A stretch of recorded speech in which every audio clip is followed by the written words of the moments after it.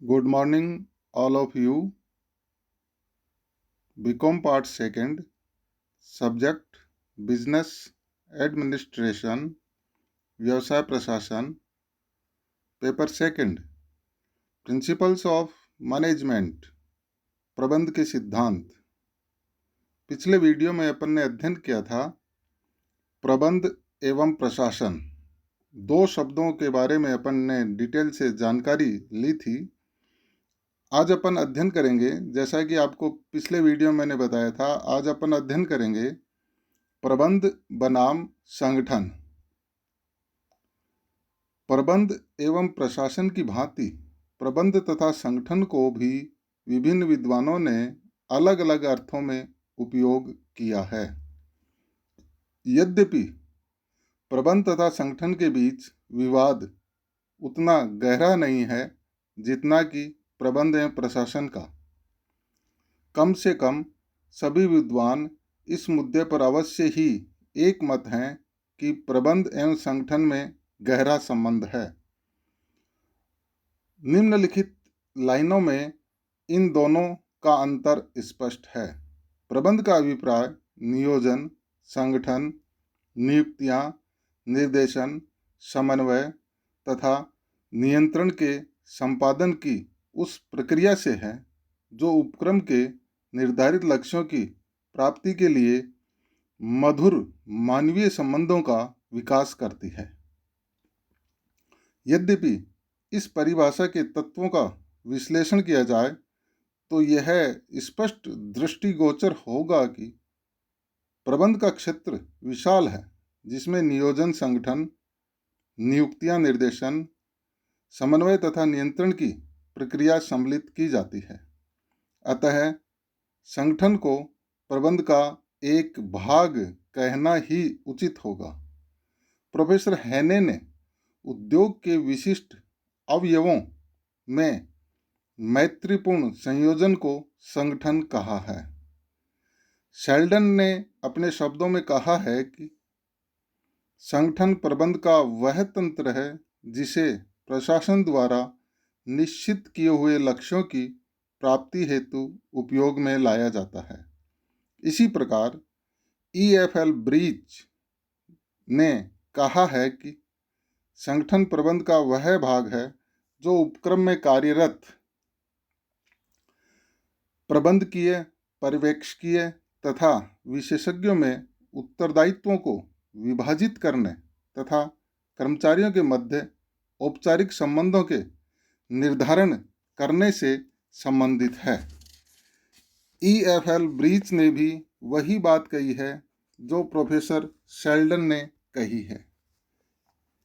इसी आधार पे अपन आगे चर्चा कर सकते हैं कि संगठन प्रबंध के लिए वह आधार प्रदान करता है जिससे कि उपक्रम के उद्देश्यों को आसानी से प्राप्त किया जा सके। इसके लिए संगठन संपन्न की जाने वाली क्रियाओं का निर्धारण करता है, कार्यरत कर्मचारियों में इस प्रकार के संबंधों की स्थापना करता है जिससे उनके मध्य मतभेद नहीं रहे और कार्य करने का उचित वातावरण उत्पन्न किया जा सके तथा वे अपनी सेवाओं में स्थायित्व ला सके। यही कारण है जिससे कि विलियम F. ग्लुक ने संगठन को एक ऐसी प्रक्रिया माना है जिससे व्यक्ति तथा उनके कार्यों में इस प्रकार का संबंध स्थापित किया जाए जिससे उपक्रम के लक्ष्यों को आसानी से प्राप्त किया जा सके, जबकि प्रबंध मानवीय एवं भौतिक साधनों का एक ऐसा युग्म है जिस पर कि संगठन की उत्पत्ति, विकास तथा अतिजीवन की जिम्मेदारी है।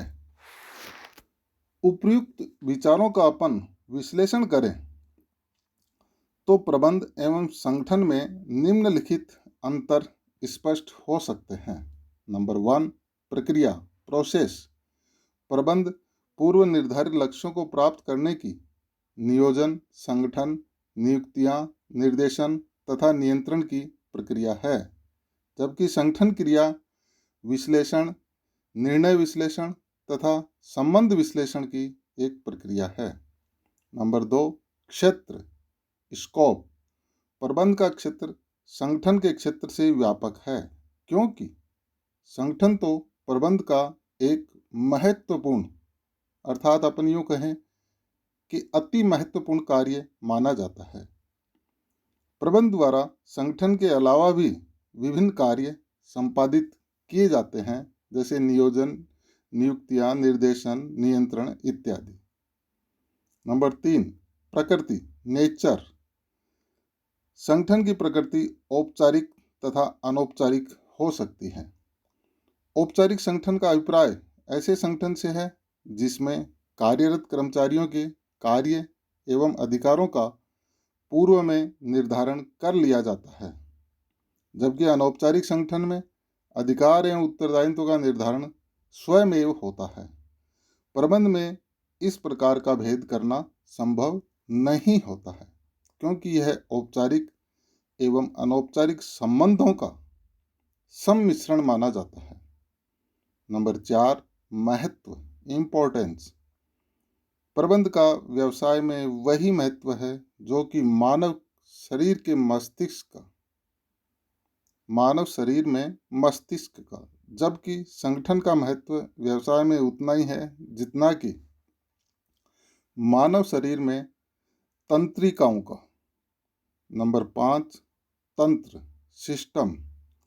प्रबंध व्यवसाय तंत्र का उपतंत्र है, जबकि संगठन प्रबंध तंत्र का उपतंत्र माना जाता है। जिम्मेदारी रिस्पॉन्सिबिलिटी। प्रबंध पर संगठन की उत्पत्ति, विकास तथा अतिजीवन की जिम्मेदारी है, जबकि संगठन की जिम्मेदारी है व्यक्ति तथा उसके कार्यों में ऐसा संबंध स्थापित करना जिससे कि उपक्रम के लक्ष्यों को आसानी से प्राप्त किया जा सके। तो छात्रों, ये 6 पॉइंट है जिनके आधार पर अपन प्रबंध एवं संगठन में अंतर स्पष्ट कर सकते हैं।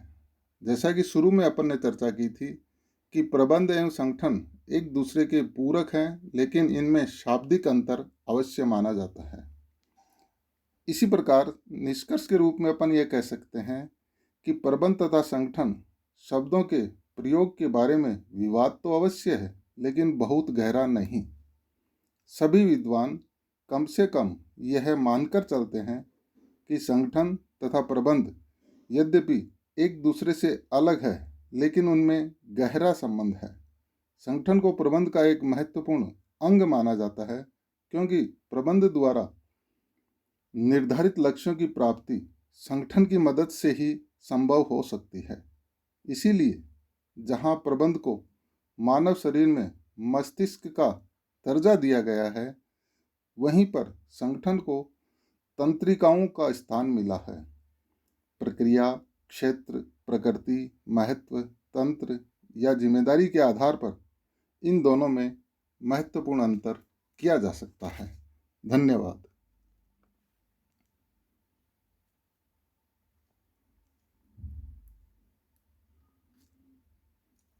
इसके बाद अपन इस अध्याय के अंतर्गत आगे स्पष्ट करेंगे, जैसा कि इसमें छोटे प्रश्न बनते हैं।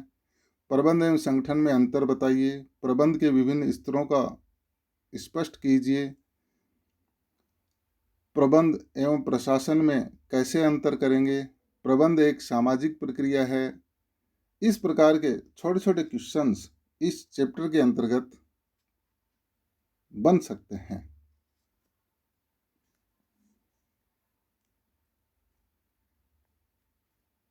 अगले वीडियो में अपन अध्ययन करेंगे प्रबंध की प्रकृति, नेचर ऑफ मैनेजमेंट, जिसके अंतर्गत अपन अध्ययन करेंगे कुछ महत्वपूर्ण बातों का, जैसे प्रबंध जन्मजात अर्जित प्रतिभा है। धन्यवाद।